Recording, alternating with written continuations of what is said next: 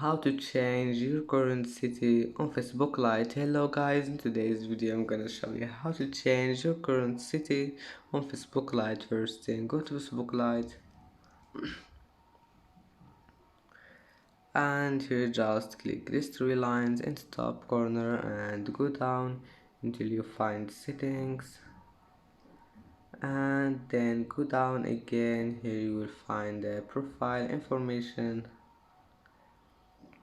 and now just click on your current city here and click edit, and now just type your new current city here, and that's it for today's video. If you like this video, please don't forget to like and don't forget to subscribe, and thank you for watching this video until the end, and now see you in the next video.